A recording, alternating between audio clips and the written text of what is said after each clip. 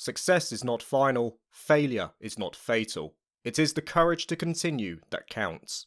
In the 80s and early 90s, there were a few recognised developers from Japan who specialised in RPGs, some of which have now gone on to become household names such as Squaresoft, Enix and Koei. Though their present form has changed in some cases, with many merging into singular, larger entities, their legacy and achievements are noted by any follower of the genre. Within this group of stalwarts though is one who seemingly doesn't belong, a smaller developer by all accounts, but one who is credited all the same for their contributions. Founded in 1981, thus making it one of the oldest active developers to this day, and named after the Millennium Falcon from the popular Star Wars franchise, Masayuki Kato, fresh from working in Thailand, established Nihon Falcom, a company that began as a sort of hangout for tech-minded individuals while also selling home computers in a retail outlet known as Computerland Tachikawa. Kato was enthralled with the Apple II, a system he had worked with while abroad, and with this enthusiasm he decided to sell said technology upon his return, making Nihon Falcom one of the first distributors of Apple technology in Japan. As was the nature of the hangout, Kato met many frequent customers who he would nerd out with into the late hours of the night, and one such patron would be instrumental in the company's next big leap. A young man named Yoshio Kiya began to work with Kato directly, and together they decided to try their hand at game development. For 2 years, the infused partners would take on low-budget, low-risk projects like 1983's Computer the Golf, and as their skill and confidence grew, they eventually would start work on what is recognised as the company's first RPG, Panorama Toe, for the PC-88. The game was contemporary of other RPGs of the time. It followed a heroine who journeys to a mysterious island with the goal of eliminating the threats that inhabit it. The game would proceed in real time, and it was possible to die from hunger or fatigue. Said character would also be able to equip weapons and armour, buy items in town, and the world itself was rife with traps and danger. Any sort of interaction via the world would be visualised via a small window on screen, and this also extended to combat. Keys on the keyboard would correspond with commands, and there is often a need to outsmart enemies rather than fight. While certainly dated by today's standards, this was a notable point in Falcom's history, as it would form the blueprint of what was to become their first major franchise. Once again developed by Kiya, 1984 would see the creation of the first Dragon Slayer, a series that would go on to spawn 8 entries that were more or less only connected in name. Dragon Slayer, however, was one example of Falcom's pioneering status, as it's widely regarded as the first true action RPG before the term had even been coined. The game itself was influenced by an Apple II game called The Caverns of Freytag, released in 1982, which sported a similar concept. Just like Panorama Toe, the game was entirely real-time, combining role-playing fundamentals with action-based gameplay. An in-game map was provided as the player traversed the dungeon in their quest to slay a dragon, as the name of the game suggested, and the player would control the protagonist via an overhead view. Item management was a core requirement, and item-based puzzles became a staple of the early titles, later being developed further to birth a number of series that are now household names like The Legend of Zelda. While Dragon Slayer once again didn't age too well by today's standards, it did form the basis for one of Falcom's most notable successes with its sequel Dragon Slayer 2 Xanadu in 1985. Recognised for its brutal difficulty, this worked in Falcom's favour as articles would consistently spawn detailing how to traverse the dungeons. This acted as free advertising for Falcom, which positively affected sales, eventually reaching over 400,000 units sold at a time when home computers were an expensive commodity. Dragon Slayer would see its final entry in 1995 with The Legend of Xanadu 2, which would also see the departure of the series creator Kiya, who wished to pursue greener pastures. However, in between this period, Dragon Slayer would have a two-pronged effect that contributed significantly to Falcom's eventual future. One such contribution of the series would be seen in 1987 with the creation of Ys 1 Ancient Ys Vanished, the birth of one of Falcom's 2 flagships.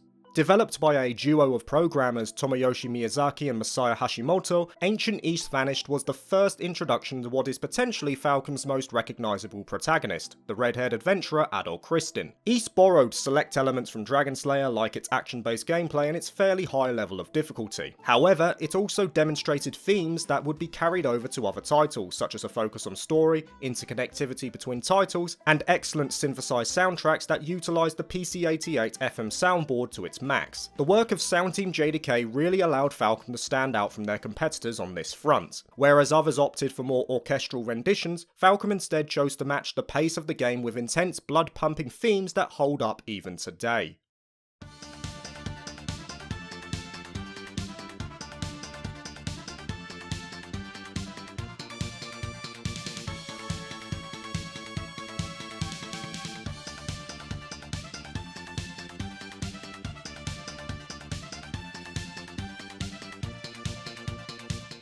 However, while Dragon Slayer 2 put Falcom on the map, Ys 1 and 2 brought them something that they hadn't really experienced to this point, that being international acclaim. As was common for Falcom for the time and indeed future, they would license out their works to be ported to other consoles. One such port was taken on by Hudson Soft, who had created the TurboGrafx 16 as a competitor to Nintendo and Sega, and they felt that Ys 1 and 2 had the potential of being a killer app for the platform. Bundled together as enhanced remakes of the original, they would eventually find their way to North America in 1990, and were marked improvements from 3 years prior. These remakes featured enhanced graphics, animated cutscenes, a brand new soundtrack, and also of particular note an excellent localization coupled with strong English voice acting, a rarity in the early 90s. All of this together made Ys 1 and 2 a massive hit not only in Japan but in the West as well, with many publications praising them for illustrating the true capability of CD technology, which at this point was brand new. With the success of the Ys series, Falcom had the springboard to push on, and even though they arguably hamstrung their growth by choosing to stick to development on home computers, leaving the console market to the likes of NX and Squaresoft, they were still able to garner a small yet dedicated fanbase who only wanted more from this small yet driven developer.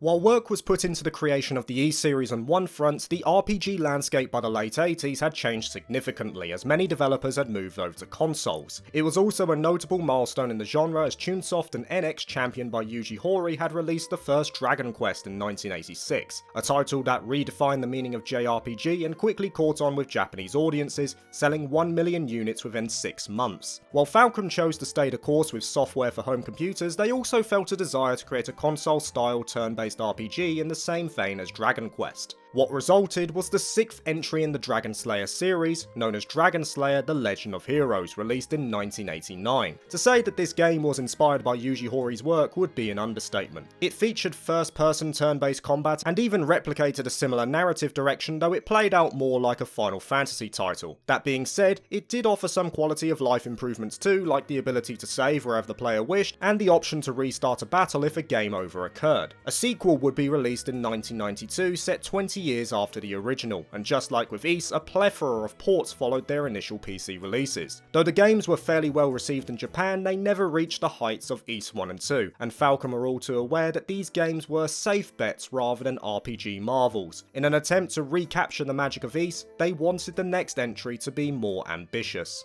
Even with the departure of Dragon Slayer creator Kia, Falcom saw promise in The Legend of Heroes as a series, so they disassociated the name with Dragon Slayer and kept it as a standalone moniker. Soon after, between 1994 to 1999, they released 3 new titles under The Legend of Heroes name, those being Prophecy of the Moonlight Witch, A Tear of Vermilion, and Song of the Ocean, collectively referred to as the Gagarv Trilogy. These games were notable in that they took place in the same land, albeit on different continents and in separate time periods. With these games, Falcom were attempting to place more focus on the story, with wide levels of interchange between characters, a focus on world building, and a steady progression centered around regular individuals who get involved in events far greater than they can seemingly handle. The Gagarv Trilogy was also one of the first indirect references to playing games in order, as Song of the Ocean would spoil elements from the 2 prior games. The trilogy performed very well in Japan, bringing in a swath of new recruits inspired by the work of Falcom, not least a young university graduate who, upon creating a fan site dedicated to the games, would eventually find himself becoming the company president. However, when they finally came west, the reception was more lukewarm by comparison. Released from 2004 to 2007, representing a near-on decade wait from the original release, which in of itself would be a theme that would become infamously common with Falcom due to their smaller size, the PSP ports of the games were substandard in the eyes of many. The games ran poorly and didn't look great, not to mention the main draw of the trilogy, that being the story, was hampered by a lackluster translation, making dialogue robotic and stiff. The release gap also didn't work in the trilogy's favour either. When the games first came out in the mid-90s, RPGs were only beginning to find their feet on the narrative side, so having a series of titles connected to each other with a focus on story was a novel idea, only really matched by the likes of Final Fantasy VI and Chrono Trigger. However, come the mid-2000s, collections like the Gagarv Trilogy were a dime a dozen. What was once an ambitious idea was simply commonplace in the present day, and it turned the 3 games into run-of-the-mill RPGs rather than what Falcom originally envisioned.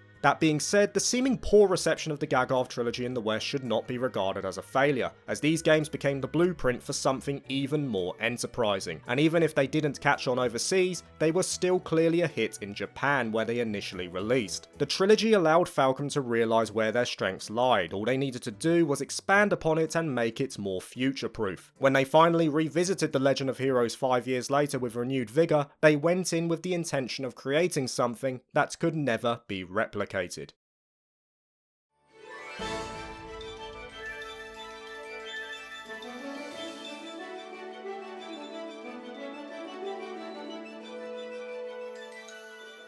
The Legend of Heroes series was created based on the question of how Falcom would compete with other famous RPGs that were popular at the time of the first game's release. The plan was to focus on the story and not just on the graphics. In regards to the graphics, I'm sure we could improve them if we had more people and a bigger budget, but the Trails team's mission objective is to focus on story first and graphics second, which is something that I noticed hardly happens in other companies' JRPGs.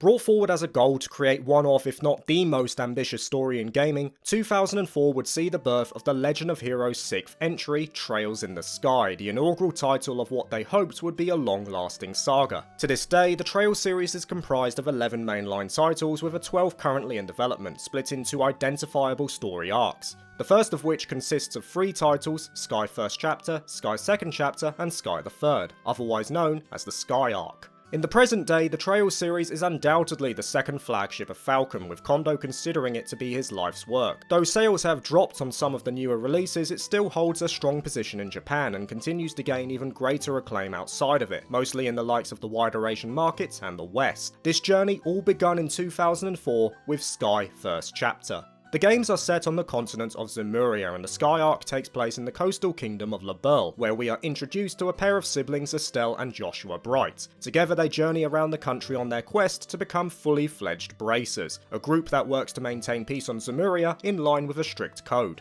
Trails in the Sky initially released for PC as per Falcom's strategy from the 80s and 90s, but it came at a time where they felt it was time to adapt. The PC market by the mid-2000s was shrinking, and thus former President Shinji Yamazaki made the decision to pursue more accessible platforms. After some research, they felt the PSP was perfect for their needs, influenced by its graphical prowess and portability, and since it was a more recent platform, they also felt it had the potential of bringing younger fans to their works too. Though the shift wasn't immediate, it was an indication of Falcom's willingness to prioritise console releases going forward. However, when the game did release in 2006 for the PSP, its reception was initially underwhelming, and Falcom were starting to worry that their work was all for naught, as it sold around 20,000 units in its first week. Just like the first Dragon Quest though, it didn't take long for the game's quality through word of mouth to spread among the Japanese player base. By 2014, as confirmed by Kondo himself, it had sold over 100,000 units. It was clear that Sky in of itself sated a hunger within the JRPG landscape. Players immediately pointed to the level of detail that made up the world, praising its scope and comparing it to classics like Suikoden and Grandia. In-game novels and hidden events would be peppered throughout the world, prompting exploration at every key juncture, and side quests would often add to the main narrative being told, making them worth the effort to pursue. Falcom had spared no effort in ensuring that the world of Trails was rich and immersive, and they were more than willing to push this even further through an elements often overlooked in other titles.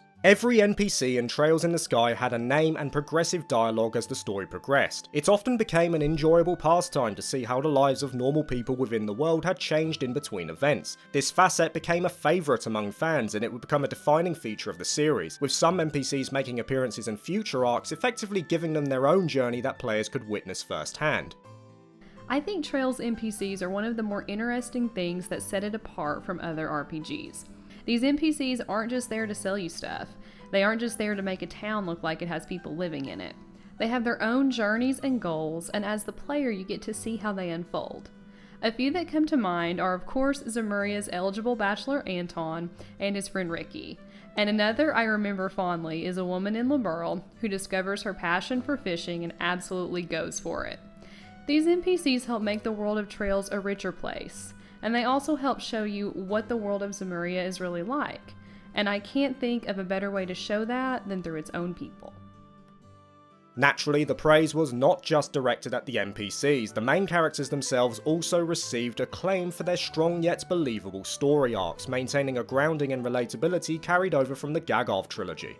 As for the story, promised by Falcom to once again be a focus, many players found themselves appreciating the slow yet meaningful build-up and how it interlinked with the growth of the characters themselves. And even though Falcom placed heavy importance on said narrative, that didn't necessarily mean that they overlooked the gameplay. In fact, it too became a staple of the series and allowed it to find a niche among turn-based fans. Combat takes place on a tactical grid, giving players control up to 4 characters and offering a wide amount of options to work with, like movement, standard attacks, arts, crafts, and item usage. Depth and planning, at least in battle, comes down to managing the members over an omni-visual timeline, where players can see the order of turns. The timelines would also have bonus effects at points like heals or critical strikes, so trying to capitalise on these by effectively using arts and crafts is always in the player's mind. This depth would also extend outside of the arena. Though equipment progression is fairly linear, the levels of customisation are made apparent through the quartz system. Utilising orbments, players can slot in quartz of varying elemental builds to not only influence stats but also unlock ever more powerful arts. It effectively gives players a sandbox to work with while still allowing for progression. So even though the roles of characters are narrowed down via the crafts or skills unique to them, the quartz customization allows players to build their arts arsenal however they want. Though the system would become more streamlined in future games, augment setups would become synonymous with Trails, with many appreciating the freedom it offered.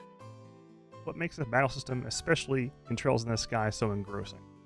First, it's got to be the turn-based combat. Turn-based combat's my favorite type of combat in an JRPG. Allows me to take time to really think about each ability and control every single action of all my party members. And then you have the difficulties. You got easy all the way up to nightmare, sometimes even further than that. And then with Trails in the Sky, you have quartz lines, which is, depending on the element of which quartz you put in your quartz slots, you get certain separate values that allow you to cast more and more advanced arts.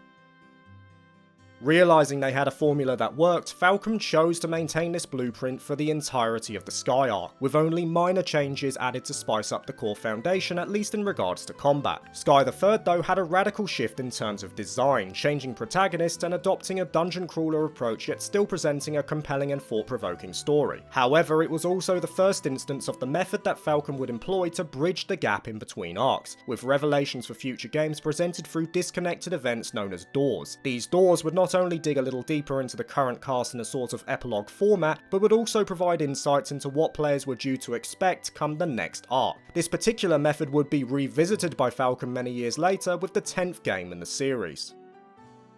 To me, Sky Third is one of the only examples of having cake and getting to eat it too. In this quote-unquote epilogue game, not only do we get a new in-depth look into Kevin and the Septian Church after SC tossed us some juicy crumbs, but we also get more insight into the rest of the Sky cast, especially via the doors. Considering how one of the series' main draws is the sheer amount of time we spend with these beloved characters, an additional game like this only further endears us and gets us excited to see them return in the future.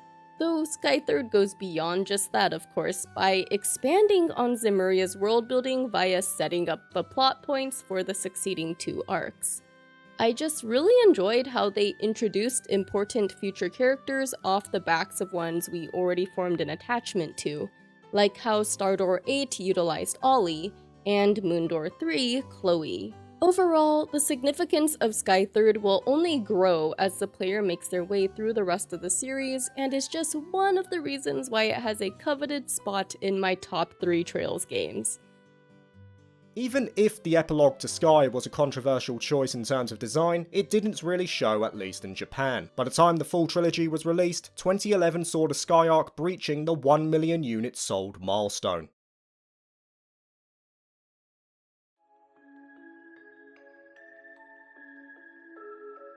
It was clear that the series was off to a good start, and come the turn of the decade, Falcom were already well advanced in creating the first game of the newest arc. However, they were not done with the Sky arc just yet, as they wanted to reach even more fans, preferably outside of Japan itself, an endeavour which would later prove an Achilles heel for Falcom. Because of their historically small employee base, only holding around 50 to 60 permanent employees at any given time, they were never able to release games to wider markets, hence the delays for games like the Gagov trilogy in the West. Instead, they had to depend on third parties to do the work for them, and this would be no different for the Sky games. After scouting out a potential suitor, they eventually ended up choosing California-based Xseed, a small team that had been translating and publishing Japanese titles like Half Minute Hero and Valhalla Knights for just over half a decade. Feeling that this was simply another project in a similar vein, Xseed happily took on the task and announced via press release in 2010 that they would be localizing the entire Sky trilogy, with the first game due out in 2011. However, it didn't take long for Xseed to realise that Trails in the Sky would be a different beast entirely.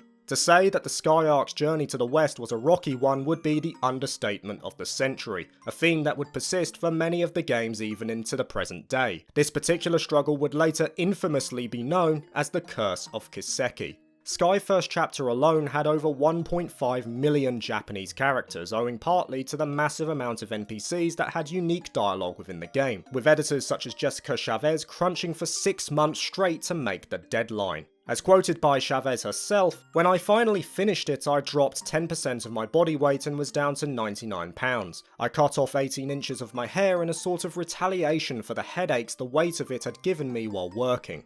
Even so, the efforts were not for naught, and the first game did indeed release in 2011 as promised, where, just like in Japan, it received high levels of praise.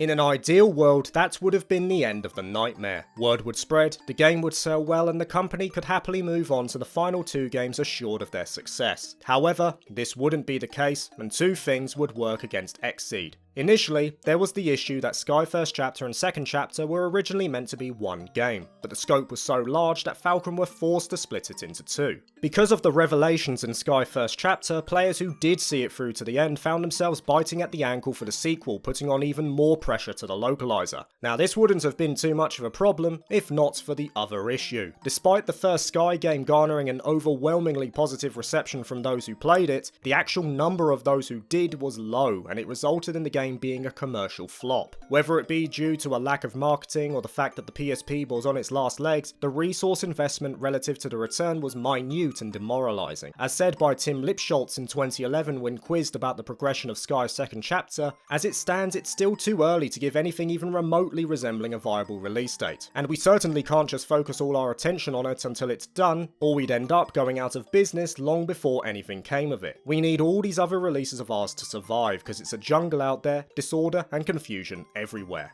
Xseed were banking on the historical success of the series to translate to Western shores, but this did not occur, and being a smaller localizer, they simply didn't have the manpower to prioritise Second Chapter ahead of its other projects. That being said, a potential workaround appeared through newly established localization studio Carpe Fulga, headed by a partnership of Andrew Dice and Robin Light Williams, who themselves had worked on niche Japanese releases since their inception in 2010. Dice offered to help Xseed with the translation of Second Chapter's script, which Xseed were more than happy to accept. The issue arose in Falcom themselves, who had lost confidence in the potential success of the series in the West due to First Chapter's poor performance, and they weren't willing to commit to Second Chapter, nor were they willing to agree to a PC port for both of the games, which would aid in returns owing to the duo being on a dying platform at present, severely limiting their potential market. It was only following the success of Ys Origins and Openfeldgana in 2012 on the platform that they decided to create a formal contract in 2013, 2 years after Carpe Fulga and Xseed had entered an unofficial partnership to tackle the second Sky game.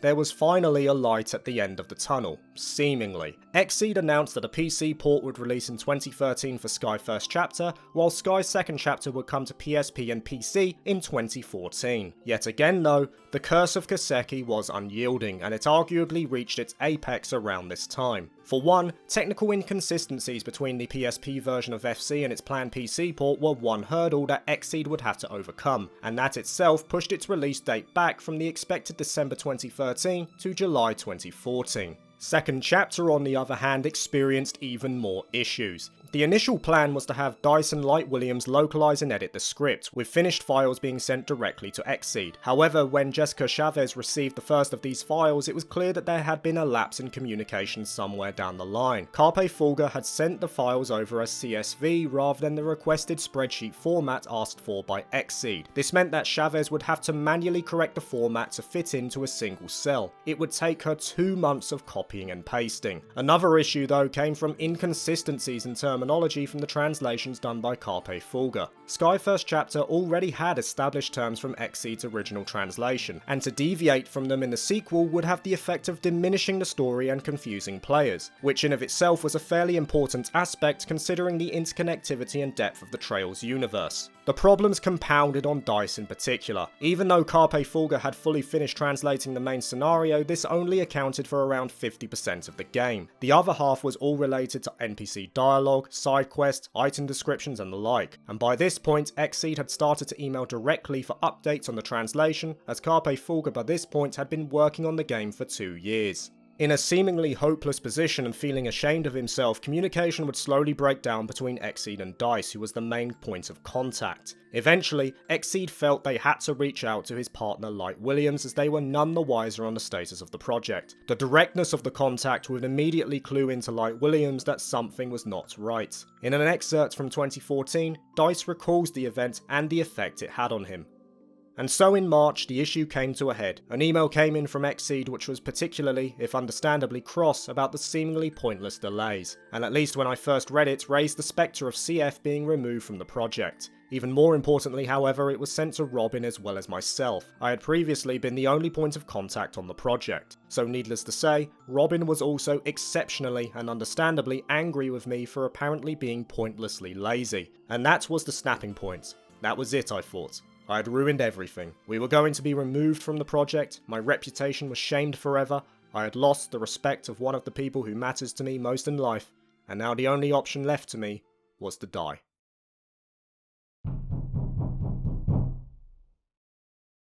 Thankfully, Robin's frantic knocks on the apartment door managed to stop his partner before he could carry out the act. But the episode had left an understandable scar on DICE, so much so that simply opening up the files to continue work on second chapter begun to affect him. Realising that it simply wasn't going to work anymore, the two localization companies amicably parted ways. Carpe Fulgur handed over all the work they had done to Xseed, who were left to finish it themselves. By this point, the game was fully translated, but editing was only halfway complete. For reference, half of second chapter equated to 1.6 million characters, or over 700,000 words, which in of itself dwarfed the 1.5 million total characters in Sky First Chapter.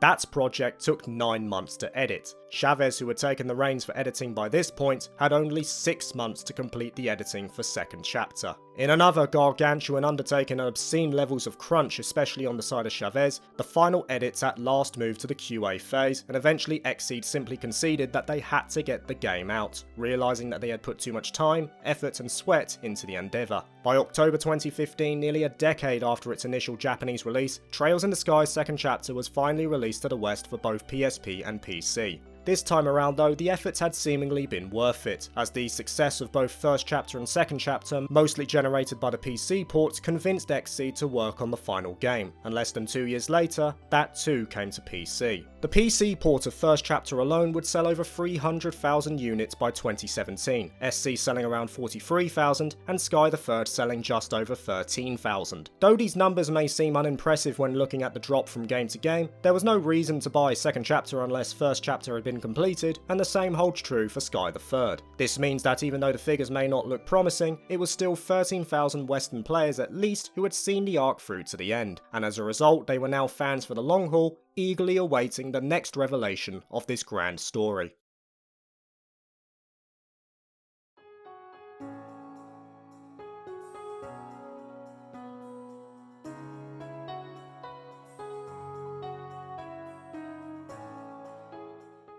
Little did some fans of Sky know that the next part of this saga had already been released in Japan. In fact, it had been finished around the time that the first Sky game had got into their hands back in 2011. Initially outside of Falcom's plans, it would eventually culminate in the so-called Crossbell arc. We just wanted to go directly from first chapter and second chapter into Cold Steel to talk about Erebonia. The thing is though that when we were doing the planning, particularly when we started thinking about the Septian Church, and we had also kind of name dropped Crossbell as a place, we realised that maybe we had a little longer to go to get there. This newest adventure would focus on two games known as Zero no Kiseki and Ao no Kiseki, translated to English as Trails from Zero and Trails to Azure. As the name of the arc would suggest, these games were based in the land of Crossbell, a small sovereign state sandwiched between two superpowers in the Erebonian Empire and Calvard Republic, putting Crossbell in a complex geopolitical situation considering its position as a centre of commerce in western Zemuria. Though the setting was indeed a marked shift from LaBelle, the gameplay and graphics would remain mostly the same outside of a few additions to combat and the involvement of Katsumi and Nami for the character sprite art.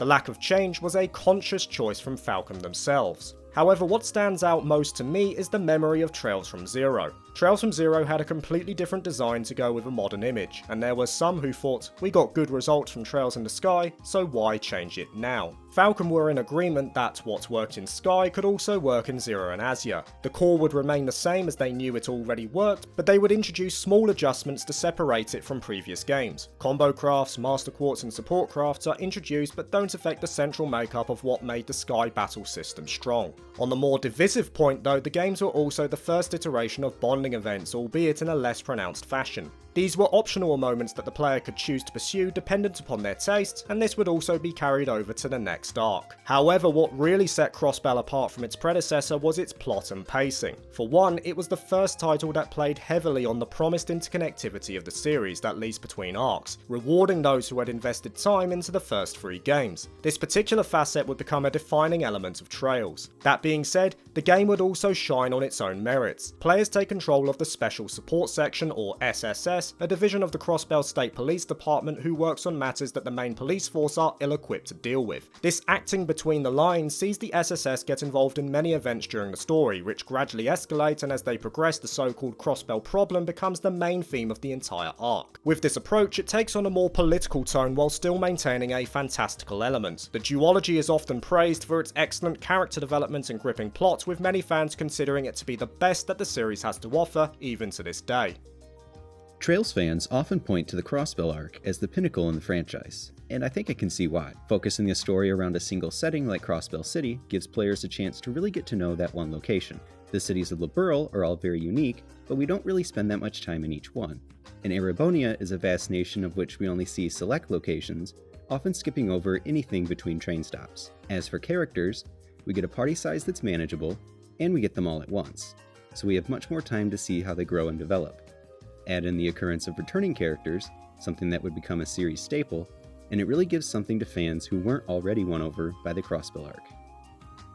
Sadly for fans outside of Japan though, the Crossbell problem was not only an issue in-game, but in fact it was replicated to a degree in the real world too, and it once again arose due to localization troubles. As said before, by the time Trails to Azure had released in Japan in 2011, the West only had the first Sky game, and Falcom had no intention of slowing down following Crossbell's release, as they could now jump into the Erebonian arc, which they intended to form the meat of the story at this point in time. Come 2015, around the time that Falcom reached out once again to Exceed, two games from the newest arc after Crossbell had already been released in Japan, and Falcom thus insisted that Exceed work on these rather than the Crossbell arc, which would become the sacrificial lamb. The localizer also realised that to work on the Crossbell arc at this point in time while still going through hell with second chapter would not be feasible. As said by Brittany Avery in a blog post from 2015, the simple answer is this. Zero and Azure started as PSP games, and by the time we would have finished both of them, the PSP will have been long dead as a viable platform. Even though we're working on Trails in the Sky's second chapter for PSP now, all the effort going into its PSP launch is a labour of love, not profits. Out of necessity, Crossbell was left behind. Exceed couldn't risk another failure, which seemed all the more likely on out-of-date software. Not to mention they didn't want to sour the relationship with Falcom, especially after the events surrounding the commercial disappointments of Sky First Chapter in the past. Though the release window was arguably just as tight on the two games that they had chosen to take on due to the platform slowly being abandoned for newer consoles, the choice had been made. Zero and Azure would not receive an official localization. But this would not be the end. Those who had experienced the Sky trilogy and even the Crossbell arc in Japanese form felt that it deserved to be shared with Western audiences. Instead of going through the official channels, which were now closed off for the time being, the Crossbell arc would instead be worked on by the Geofront, a dedicated team of fans who themselves were following on from an original translation done by other like-minded individuals in the past. The patch for Zero would release in 2020, and 2021 would see the release of Azure. For a while, the optimal way to play them was to use a patch for the PC versions that the team had meticulously worked on for years in their free time. However, these efforts would eventually be recognised. To the delight of fans, June 2021 would mark a key day in the series, as NIS America, now the current localizer of choice for Falcom in the West, partnered with the Geofront team and took the reins to bring the Crossbell arc to the West in an official capacity over a decade from its original release, with Trails from Zero releasing in September 2022 and Trails to Azure releasing in early 2023. The long journey to see them released in an official capacity was finally over. I think the best way that I can describe the reaction to Crossbell's announcement was sheer shock, because for the longest time the community has been saying it'll never come out here, it's an old game, but when it finally got announced, I think everybody had this genuine sense of happiness. And of course this kind of threw a little bit of concern when it comes to the fan translations. But otherwise, the fact that Crossbell was going to be widely available to a bigger audience and released across a whole bunch of platforms was just nothing but good news for fans of the series.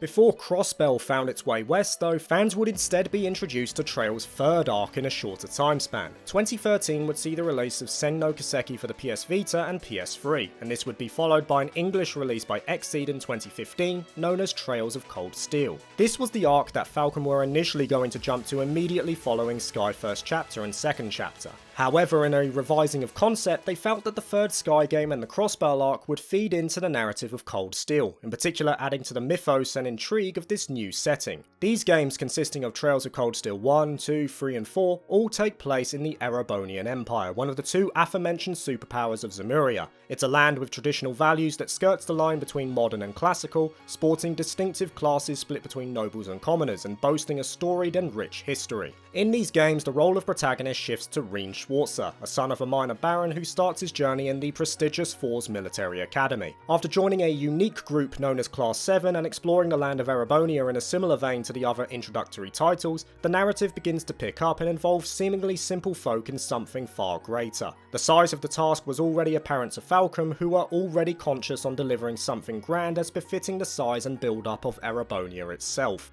What made this one really difficult was that obviously the setting for Cold Steel is the Erebonian Empire, which is something we've been dropping hints to, talking about and pointing towards since Trails in the Sky through Zero and Owl. So the difficulty here became, now that we've built this place up so much, how exactly do we tell this story?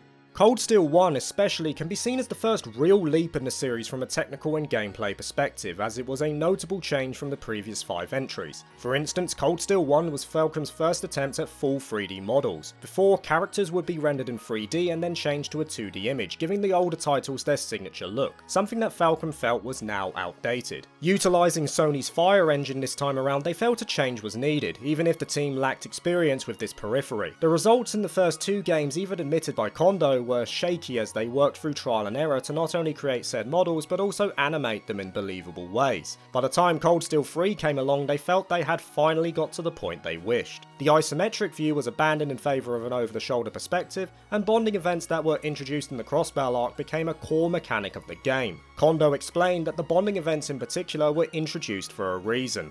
What we wanted to show through these bonding events is that in portraying his life, Reen had many different choices on things that he could have done. So we thought it was appropriate to the game system that, in order to show off that he has choices, to include a system of that sort within it.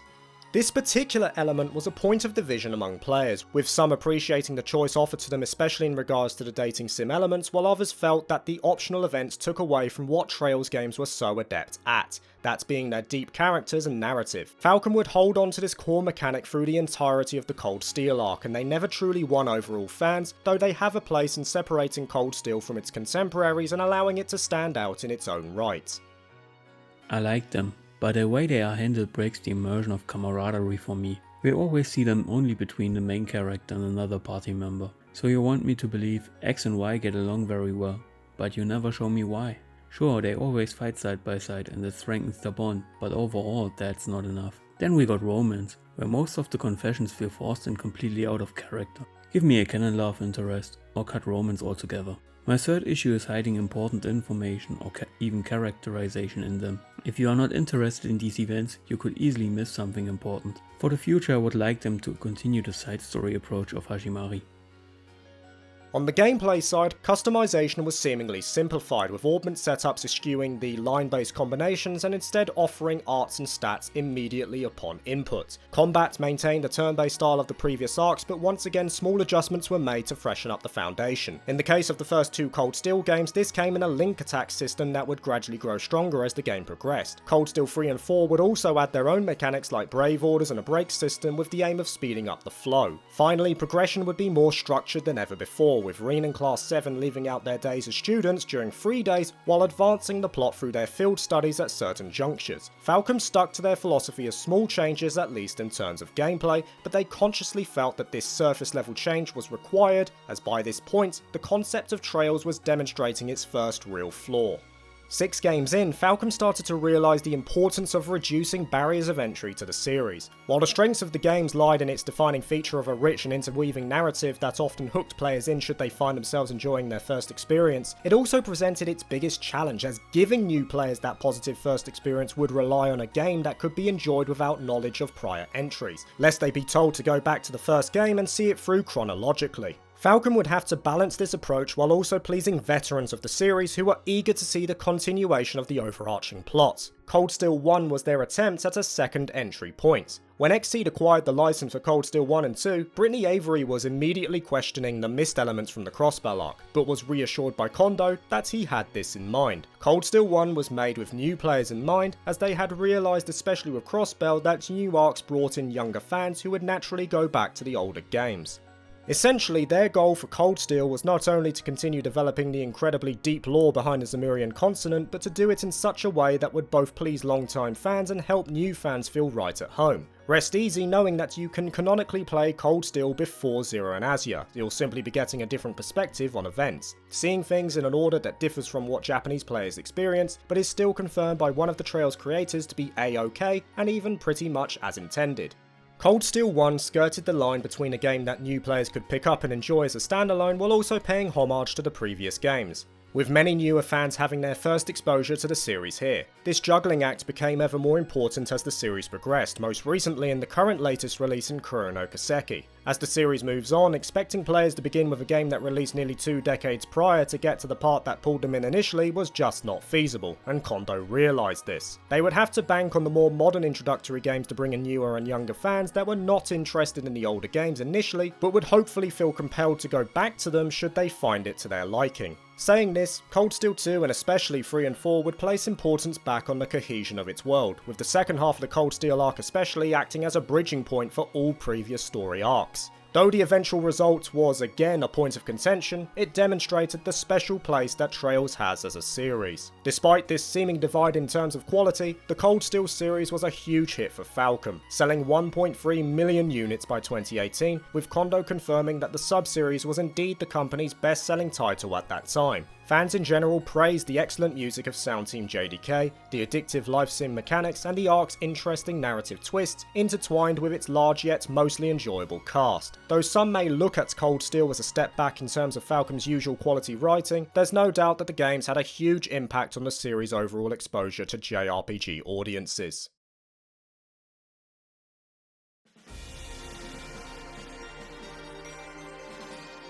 Even in the present day, there still exists a release gap between Trails in the East and Trails in the West. While Falcom are set to release the second game in the fourth arc of the series come September 2022, the West awaits the arrival of the Crossbell arc and eventually the 10th title in Trails into Reverie in 2023, which in of itself takes on a role similar to Sky the Third, acting as an epilogue for the older arcs while introducing the newer ones that eventually lead to the Calvard Republic. It remains to be seen when the 11th title Kurano no Kiseki will be given the green light for localization, but due to its solidified popularity on a now worldwide scale, it's not a matter of if, as it was with Sky's second second chapter, it's simply a matter of when. The Trails series has pushed to heights that even Falcom probably didn't believe. What begun as a lofty ambition in the mid-2000s is now a series over 10 games strong, with a fair few more on the way before its eventual conclusion. From its humble beginnings in the land of the Burl, it's now a series that houses dedicated fan groups, theorists, and spawns new merchandise by the day. In terms of it coming home in a sense, I think it kind of does, because like when you've been away for a long time, you've not seen family in a while, and you come home to where your origins are. It does feel like that when I'm playing a new series or a new game, particularly in this particular series, which is very special to me. Yeah, so it's kind of like meeting family again after a long period. So yeah, it's like I had that kind of feeling when I first played the first Kuro game. Because like I said, it's all about the new world, the new immersion, the new technology that's going on there, all the other new characters as well, and the system and the way of life as well, the culture in Calvard as well. It's a lot different compared to Erebonia. So yeah, just to sum up, yeah, it does feel like it's coming home in a sense, and it's just all about that great feeling about playing a new arc, a new Trails game. So yeah, that's my take on that game. It would be an understatement to say that when a player is hooked on Trails, they are completely drawn in. They find themselves immersed in a grand tale of politics, fantasy, war and friendship, while also having the joy of seeing their favourite characters, individuals who are almost like family at this point, grow ever stronger. A new Trails game doesn't just represent a new title in the series, it represents the opportunity to revisit a second home.